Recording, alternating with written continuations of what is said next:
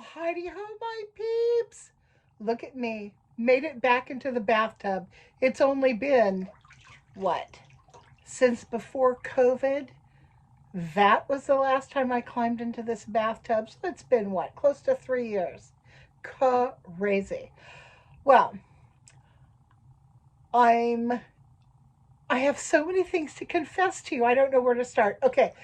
So thing number one was that I'm back in the bathtub, which is wonderful.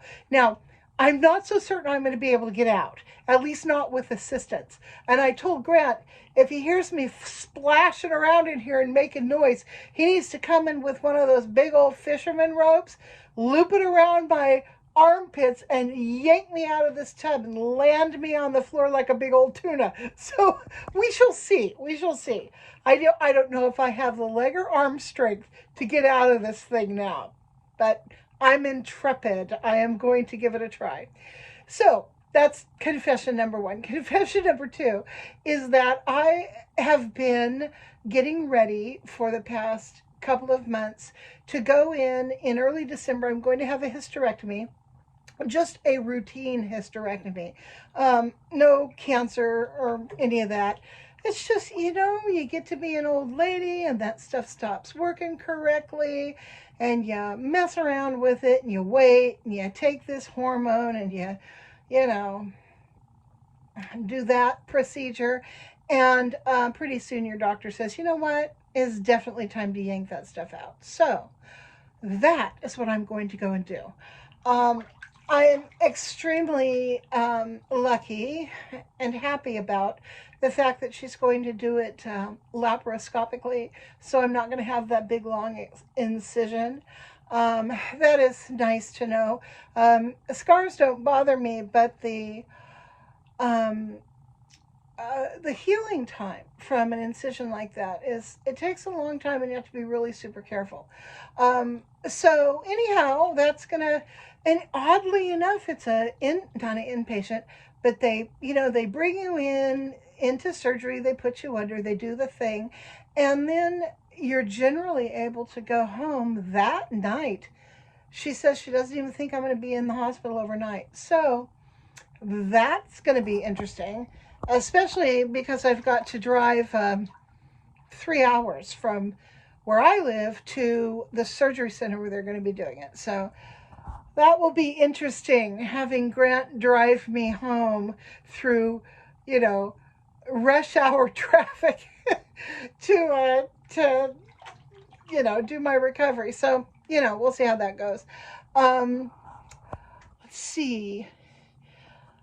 I can't remember where I last left you in my updates. I think I told you that my friend Gracie, she needed to have a hysterectomy. She had a few cancers going on, ovarian and uterine cancer, but they caught both of them very, very early. So she did the chemo. They didn't do radiation, obviously, because they had done the surgery, and it hadn't seemed to spread anywhere. It was still pretty small.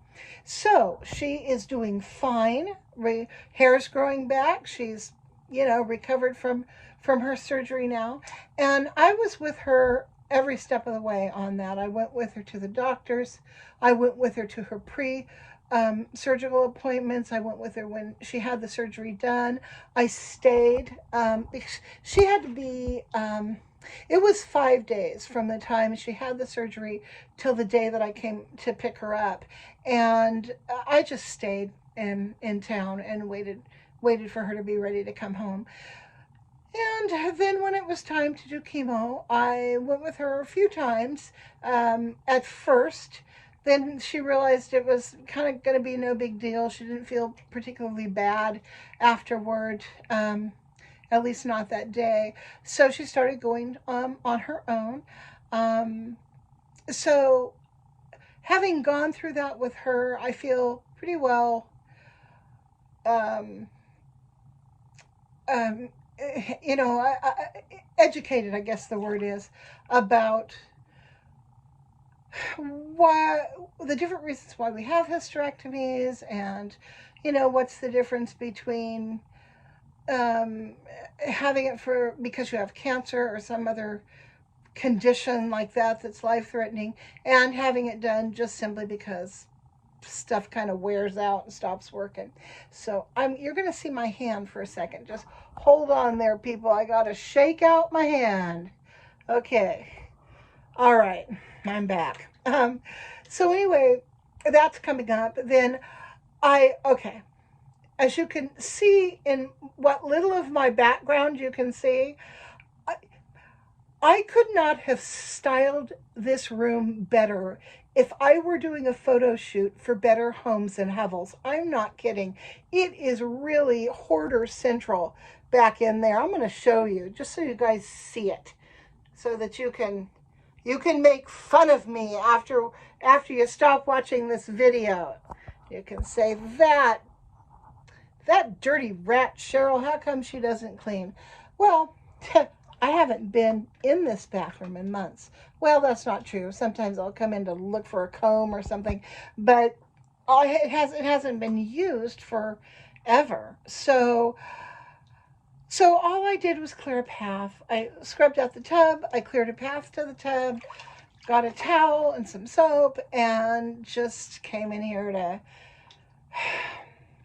soak in hot water, which just, there are very few things in this world that make me feel as good as a nice long soak in hot water. So I'm enjoying that, and I just wanted to bring you guys along with me because so many of you have visited me during my other bath time confessionals, and it was time to do another one. So let's see what else. Well, those of you who have been following me through the summer have watched me put my outside world back together, and it's staying put together, and it's, we haven't trashed it yet. I don't think we're going to. Grant really stepped up to the plate and started going through his stuff, organizing his tools, putting stuff in the new workshop tool shed thing that we're building. And we're going to be hauling off a few of the old vehicles, and I'm actually going to give my kids each one of the old vehicles, one of the two antique cars that I have. Well, they'll each get one of the two that I have. So that'll clear out, yet another, 50 square feet or whatever of space. So, yeah, I mean, facing this surgery, this relatively little surgery, relatively minor surgery, has really got me thinking. I went ahead and did a quickie will. I'm going to have my neighbor notarize that, so I've got something on record to ease things should, I not open my eyes after surgery, or, some other bad thing happens sometime soon. And I've also I've downloaded it yet, but I've ordered an estate kit that will allow me to write my my trust. And because I do have a couple properties, it's, if you have property, you really, really need a trust. If you don't have property or a business, then a trust isn't really all that necessary. But I do. So I'm going to, continue to work on that.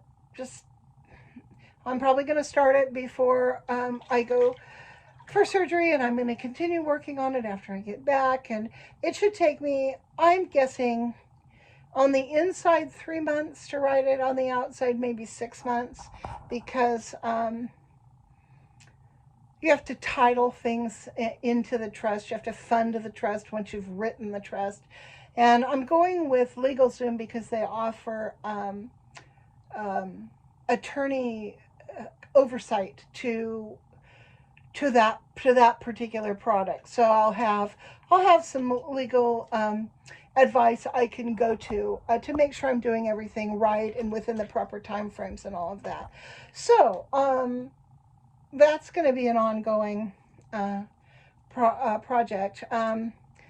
Something else, I don't know if I've talked to you about this. You know what I'm going to do? I am going to pause this for a while and shake the circulation back into my hand, and I'll come right back. So, I don't know if I've talked about this yet. If I have, forgive me for blathering again about something you already know. But a friend and I have been writing a novel. We started it last year, and the process we're going through is we defined who the characters were going to be, what their interactions would be. We figured out what the main conflict was going to be, and we kind of had an idea of what the resolution was going to be. So once we had this place, this town, and these people designed in our heads, we started writing. And the way we did it was we would bat the manuscript back and forth. She wrote the first 2 or 3 chapters, and she handed it off to me, and I started to place my characters in the action that she had already started, and I batted it back to her. And after, I don't know, 4 or 5 or 6 chapters, we started to need to collaborate more closely so that we were driving these characters cohesively towards the same conflicts and resolutions and goals and all of that. So that sort of started a sort of a new phase of our writing.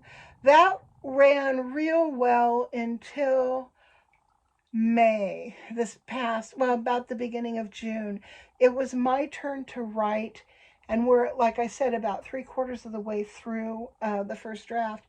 And now we need to create the resolution for the conflict and tie up some of the storylines.